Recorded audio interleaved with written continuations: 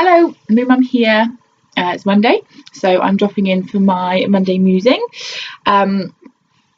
Taking a risk today, which is the theme of my musing. If you've watched my vlogs, you will have hopefully noticed, or maybe not noticed, but you will now, that generally before I do my vlog, I have showered, I've put some makeup on, done my hair, I'm ready for the day, so that you get to see the nice version, aesthetically nice version of me, for your sake as much as for mine. Today I'm taking a risk because you are seeing the just been for a run, jog, walk version of me. And the reason for that is because I kind of wanted to put my money where my mouth was, really. I wanted today to talk to you about taking risks. So I'm taking a risk by showing you, that could be one of you, it could be thousands of you, what I look like post jog, although actually my jog was about half an hour ago, so I have calmed down. I'm not quite as sweaty, my sweatband's wiped it all off, so thankfully for you it's not so bad. But yeah, my topic, my musing of today is really just about taking risks, and I've been thinking about this a lot for some reason over the last few days, because we have taken a risk with MuMar, we take risks with our kids sometimes, and I wanted to kind of just give you some perspective about where we've come from, and maybe hopefully inspire you a little bit, or give you a bit of a boost. So that's kind of the aim of today. So I'll get going rather than just waffling on. So a story I wanted to tell you is that over 10 years ago now, in 2006, I had spinal surgery.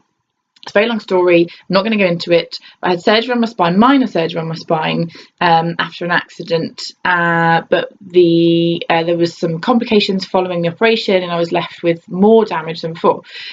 2 years after that, that's a very brief story, it was all quite dramatic, really. I had to have a lot of physio to kind of learn to walk again, learn to weight bear and all that kind of stuff. Anyway, 2 years after my surgery, almost 2 years to the date, I jogged the Race for Life with a friend of mine who'd become a friend. She was a personal trainer who had helped me kind of recover after my surgery, and we became really good friends. She's one of my best friends now, and one of the goals we'd set was that I was going to walk Race for Life. That was the goal.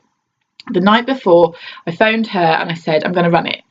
Now, I had been out on my own for a little jog, kind of in the couple of weeks before, nothing particularly major, but I decided, and sometimes when I decide I can be quite determined, I can be a bit stubborn, that I was going to jog the whole thing.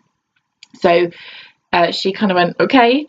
She did it with me. She ran side by my side the whole way, probably about halfway round, and I did jog it. I'm not a fast runner, but I ran it to my kind of speed.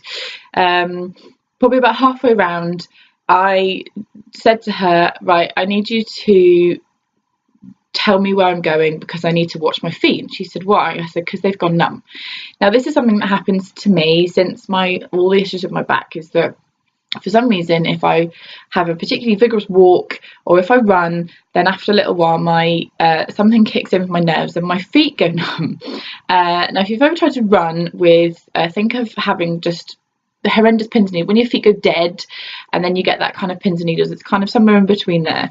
So think about how hard it is to walk sometimes when your feet are coming back to life, and that's how I end up jogging a lot of the time.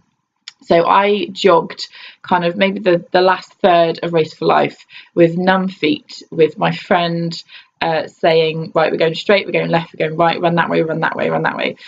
And I made it, and it was good. Anyway, I've been out for a jog. I've only just picked up jogging again in the last couple of months, if that, and I'm talking like 20 minutes max. Some of that is walking. Today I managed to, out of 20 minutes, I jogged about 15. I reckon I did 3/4 of that was jogging. My feet went numb for the last kind of 7-8 minutes, but I did it because I'm determined. As my t-shirt says today, attitude is everything. So I'm trying to get a bit fitter, and that's what I'm doing.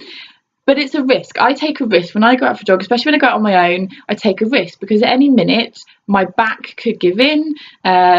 Feet going numb is obviously a bit of an issue. Quite often, because of the way my mind is, I like to just try different routes, and I'll just go off and nobody would know where I was if anything happened to me. But that's, for me, that's how I need to do it. It's about me doing something by myself and achieving something, and only having myself to motivate me. So that's what I've just done, and that's what I wanted to just talk about today, because we also did that with MuMar. We took a big risk setting up MuMar. When I had the idea for this thing, which has now become MuMar, we had no money to put into it. We had very little time, given that our twins at the time, our girls, were like just coming up 2. I was a full-time mum doing a little bit of maths tutoring on the side, so we had no time, we had no money, but we knew it was a good idea. And I have spent my life having ideas, having thoughts. I tell this story, in fact I was telling somebody yesterday about the story about folding shoes. I remember years and years and years ago, in my party clubbing days, having a conversation with my dad about how I'd had this idea for shoes that folded up or rolled up, and you could carry them in your handbag, and then at the end of the night you could take your heels off and you could put these shoes on. Did I do anything about it? No. I now own a pair of folding shoes that somebody else designed, because if you have an idea, I can pretty much guarantee you, if you don't do anything about it, somebody else in the world, the millions and billions of people that live in this world, someone else will probably at some point have the same idea as you. And obviously somebody did, about folding shoes. I'm not claiming rights or anything. It was just an idea. I didn't do anything with it. It was my fault. But somebody obviously did and made money out of folding shoes, rolling shoes. You can get them all now. And I've had a couple of moments like that. And when we had the idea for MuMar, it was one of those moments where I just thought, and MuMan was on board, we just both went, we've got to try this. It's a good idea. Let's just see where it goes. And as you know, because I've mentioned before, that we just started making inquiries, and then it just rolled on from there. We're 2 years on from me having the idea. We're less than a year on from launching MuMar. We still have no money. Time, I have a little bit more time now because the girls are at nursery 2 days a week, so that's good. But do you know what, we're still going, we're still taking a big risk. But every time somebody says to me, wow, that's a great idea, every time somebody buys something from the site, every time I see that someone's watched one of my vlogs, it gets me through the next day. It gives me that little boost to go, yeah, I've got to keep going, I've got to keep going with this, what could be a potentially big risk. In fact, we don't have no money now. We have less than no money because we have had to put some money into MuMar, so we've taken a risk there. So that's what Musing is about today, and I think it also applies to being a parent. I think we take risks with our kids.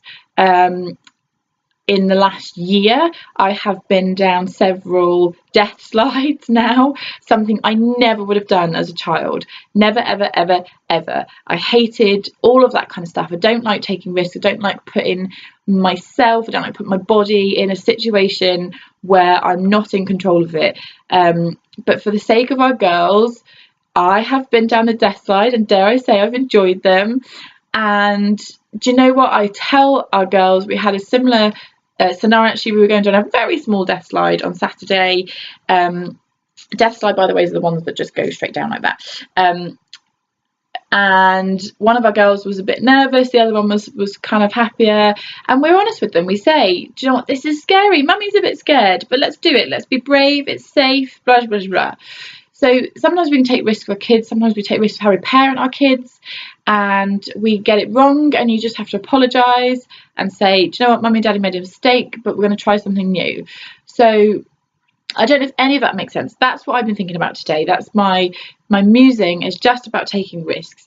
And I would encourage you that if you've got an idea, so outside of parenting, if you're thinking of something you could do from home, if you're a stay-at-home mum, or you want to do something new, then I would encourage you to take a risk, a calculated one maybe, take into account your situation. But if you don't do it, maybe someone else will, and you'll feel gutted when you realise that. So if you're thinking of doing something new, maybe just try it. What have you got to lose? Work out what you've got to lose, and if it's not that big, then go for it. And the same with being a parent. Sometimes you need to take risks. Sometimes you have to let them fall. Sometimes you have to let them get it wrong. Sometimes you have to step back. Sometimes you have to step in. Sometimes you have to do things outside of your comfort zone that feels like it's risky, to be the best parent.